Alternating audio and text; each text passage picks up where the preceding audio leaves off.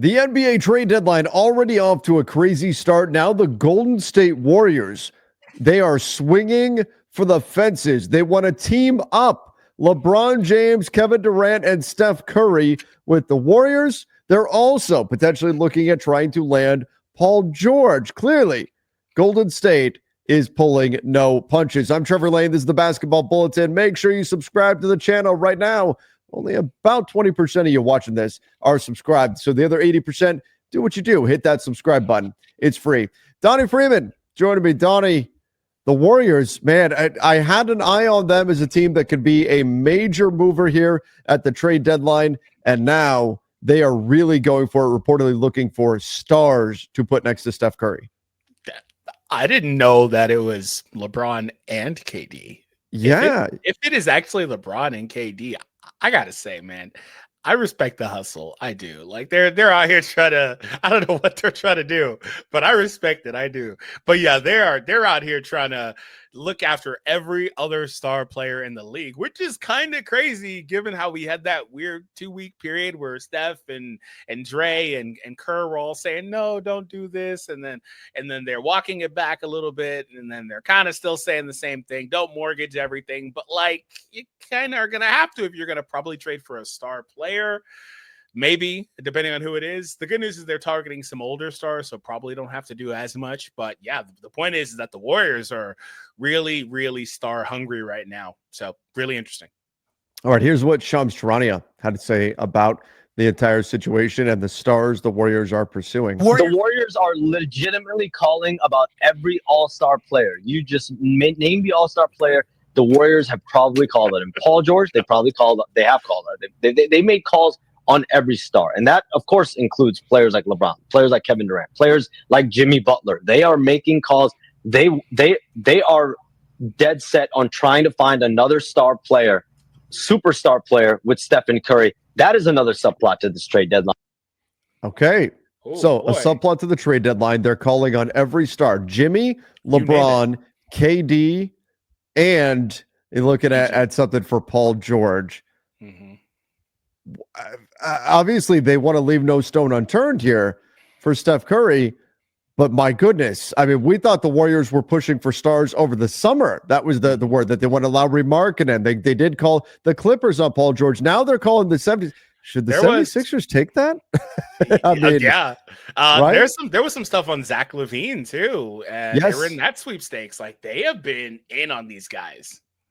All right, so let's get into detail on how they can get some of these guys and what a trade can look like for the Warriors and why they're doing all of this. But first, let's give a quick shout out to our sponsor, and that is PrizePicks. PrizePicks Daily Fantasy Sports. You guys can use the link in the description down below to go sign up for PrizePicks. Super fun playing daily fantasy. Use our code Bulletin. You get a guaranteed $50 on your first $5 played. We'll make a few picks here on PrizePicks just to show y'all how easy it is.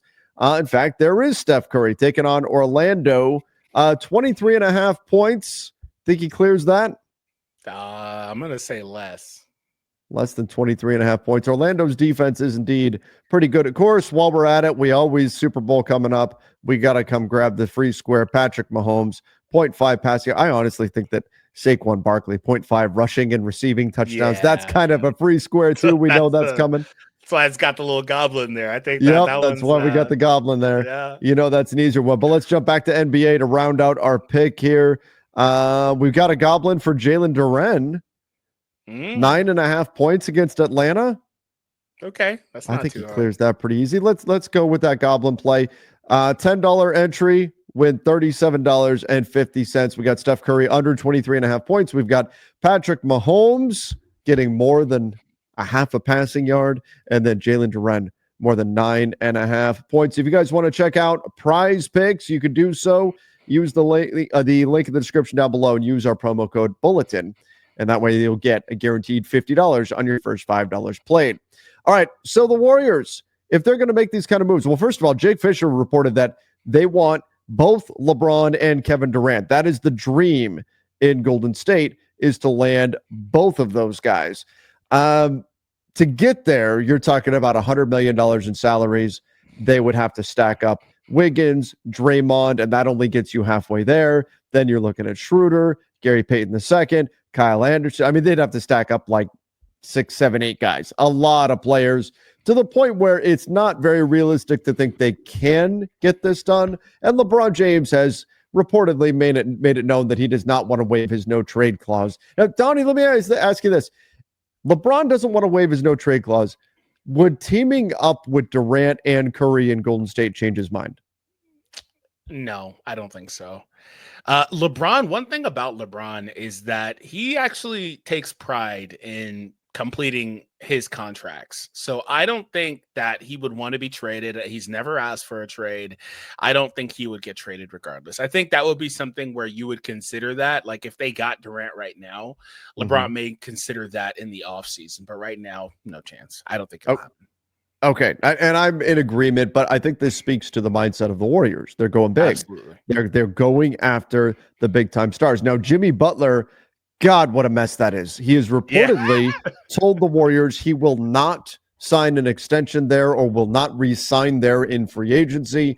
He is essentially trying to scare off any team. The whole concept of anywhere but Miami, it's gone. It's out the window. And essentially, I only want to go to Phoenix. That's now what this has turned into. What an absolute disaster that whole situation in Miami is. Now Jimmy Butler actively trying to shut down landing spots so that he can just wind up with the Phoenix Suns. But again, you run back into the same problem. Who wants Bradley Beal?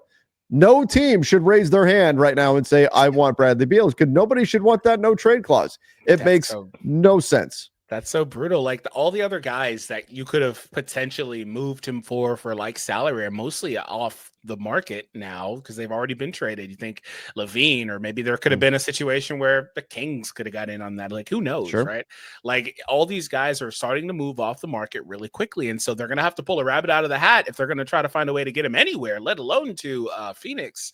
I think it's going to be really interesting with Miami and what they decide to do. Maybe they'll have to just kind of, sell pretty low on him because of the situation going on there. But if you're Golden State, I kind of think that you still kind of pull the trigger as long as it doesn't cost you, Kuminga. I think you still pull the trigger. Like I like Wiggins. I do. I like him a lot. I think he's having a great year.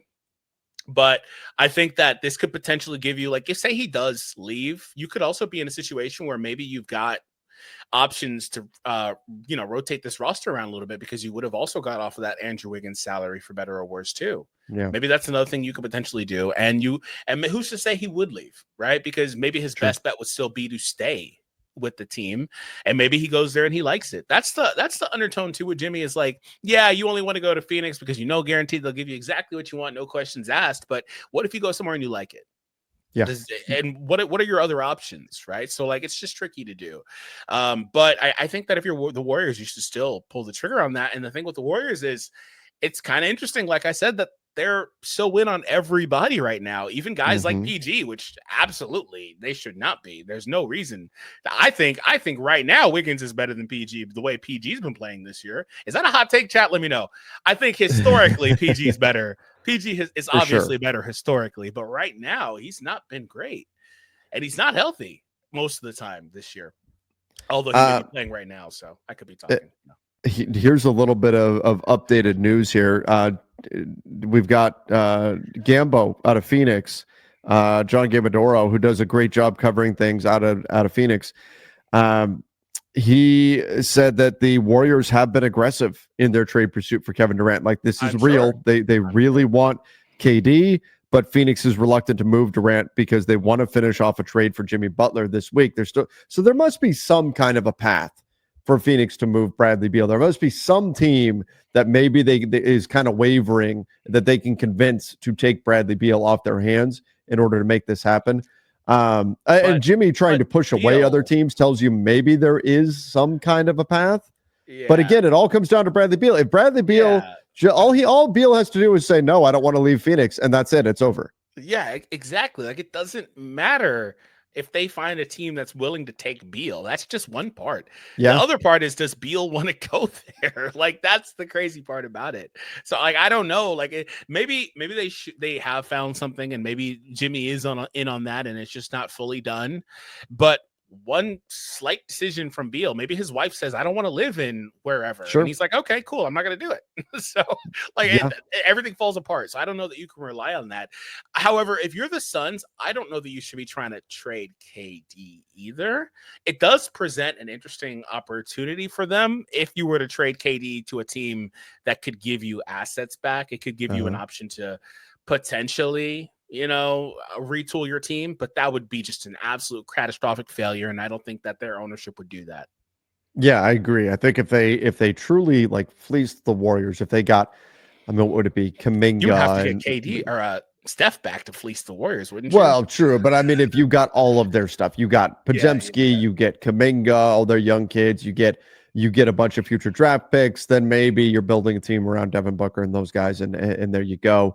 But yeah, I would think the Suns are going to go the other way. They're going to continue to try to get Jimmy Butler. But again, that trade, until there's a team that wants Bradley Beal and that Bradley Beal wants to go to, there's nothing there, and that has stuff to send to Miami that they want for that. So that gets pretty tricky. But Kevin Durant at $51 million, the Warriors, they can get there salary wise, but it won't be easy. They want to get both LeBron and KD, clearly swinging for the fences. That would be insane. It just sounds crazy to me. Like it's got such a high ceiling and also a really low floor, like for that team. I think. Would that supplant the Anthony Davis Luka trade like instantly as the craziest NBA trade we've ever seen? Yeah, absolutely. If they found a way to pull that off, it's by far the craziest trade ever, given the names in it. Like, just if they find a way to trade for LeBron, period, that's also super duper crazy in general. Yeah. But KD added in that too, both going to go play with Steph. Oh yeah, that would be craziest trade ever. Now, if they are reportedly also interested in Paul George, PG's not had a great season. In any of these trades, you're talking about if it's LeBron singular, Kevin Durant singular, Paul George by himself, and not this KD LeBron crazy plan here. You're looking at building something off Andrew Wiggins, $26 million salary. You could stack up Dennis Schroeder's expiring contract, Gary Payton II's expiring contract, Kevon Looney. You've got some pieces here that you can throw into a deal to get to that 50-ish million. Probably again building off of Wiggins, and then Wiggins and Schroeder, that's 40 million right there. Go Gary Payton II, and then you're right there. They could take multiple of these guys and try to start stacking salaries, but my guess would be that Wiggins would be the foundation upon which they would build something like this. But if I'm Philly, and they're like, I get why the Suns would say no. Would say no. We're going to continue to build around. We're going to continue to build around KD. We're going to continue to build around KD and Booker, and we're going to try to get Jimmy Butler, and that's how we're going to pursue this. If I am the Philadelphia 76ers, though, and I'm looking at this, and they are having the season they've had, I don't know if I'm necessarily saying no. I'm probably saying I'm intrigued. Tell me more about what you'll give us for Paul George. Yeah, so here's the thing with Paul George. I think he's awesome. I've said repeatedly, I think his skill set will age well. And if you disagreed on my take from earlier, you thought I was crazy. I'm sure it was pretty divisive. I know. I don't typically have hot takes like that. But, okay, fine. Say it's the other way. I'm willing to concede that. I wouldn't argue with you.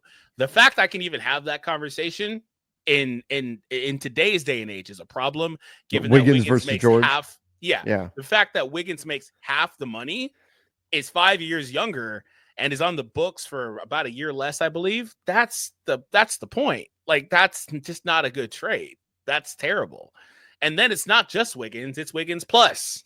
So I don't see a reason to try to do that personally. Like, I can see the fit theoretically, but I think the best bet for them is to steer clear of Paul George. He's one of the worst guys that I think they could target, giving the long-term money and potential downside with him, and the health concerns. That's another Paul thing George, too.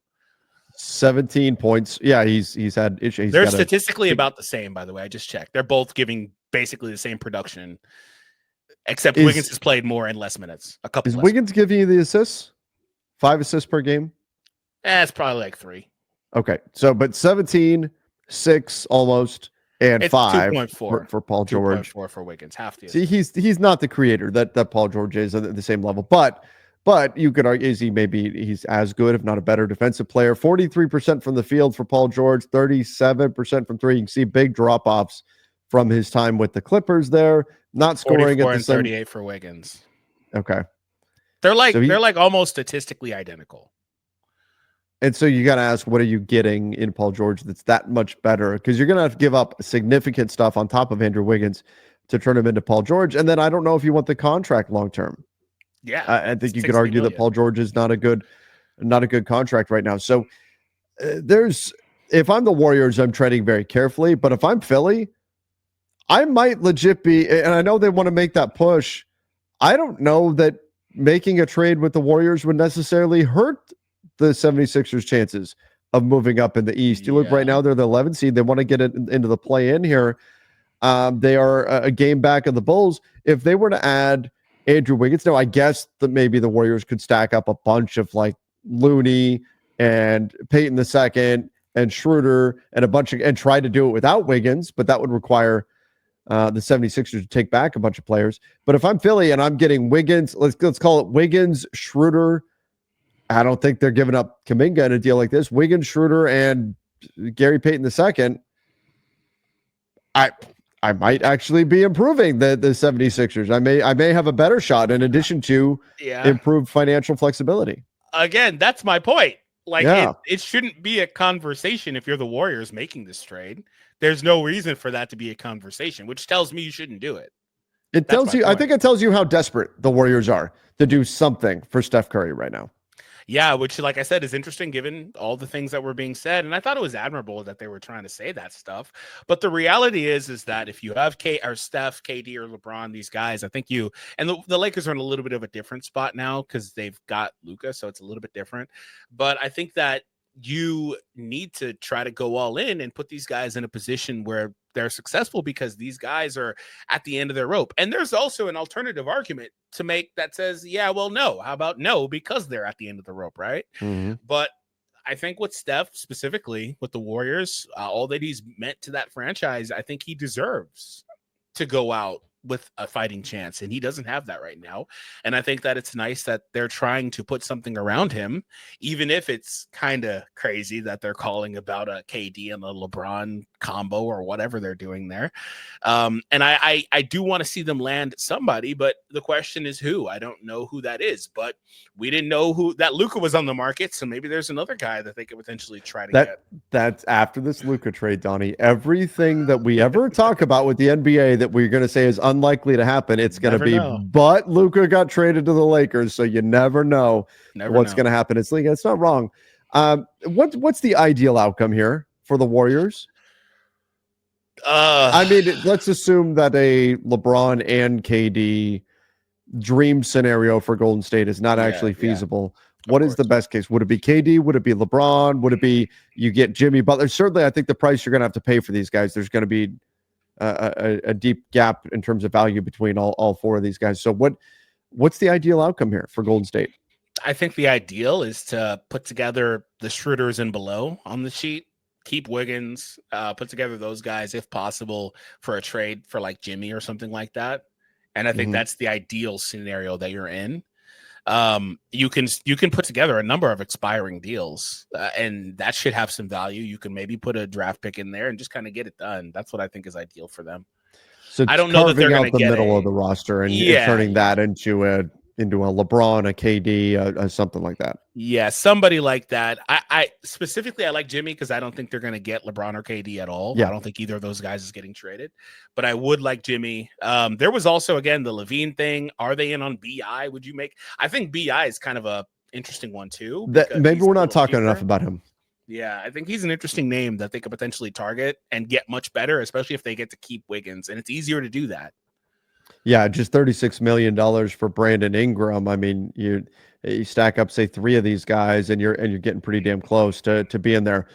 So Brandon Ingram, another guy that they could potentially check in on. But the bottom line, the Warriors, maybe we shouldn't be surprised because they did this over the summer. They looked at marketing, they looked at Paul George, and now here they are again looking to swing for the fences, land a big time piece to put next to Steph Curry. And you go and you look at the Western Conference. This is the other piece of this. You look in the West, this is not the beginning of the season anymore where everybody's praising the Warriors for having such a deep rotation and they're crushing teams with their defense and all that. Yeah. Right now, they're the 11th seed. They're the outside looking in of the play-in, not the playoffs. That should make them very motivated to try to get something done here ahead of Thursday's trade deadline because they don't want to spend whatever time Steph has left, not even making the play-in the Western Conference. Yeah, I agree with you. Some of that's been on Steph too. He's had some clunkers lately. Sure. But I'd like to think, and I can only imagine that if they gave him some more help and production, similar to what they thought Dennis was going to be for this team, that would loosen up and they'd start winning more because they're on a terrible slide over the last like 30 or so games, and it's not been great. So hopefully things go their way. I can't say 30, but somewhere in that area. Well, we'll see what happens with the Warriors. Everybody let us know in the comment section. Do you think the Warriors are going to make the big trade? Do they actually have a shot at both LeBron and KD? Could they pull off something so far-fetched? What about Kevin Durant by himself? What about LeBron? Jimmy Butler? Do they tempt fate by trading for Jimmy even though he's telling them don't? Do they do that? And should they even risk it on Paul George? And should the 76ers probably take advantage of the situation and kind of wipe their hands free of that contract? Let us know your thoughts in the comment section down below. Don't forget to subscribe right here to the Basketball Bulletin. Till next time, everybody. See ya and stay safe.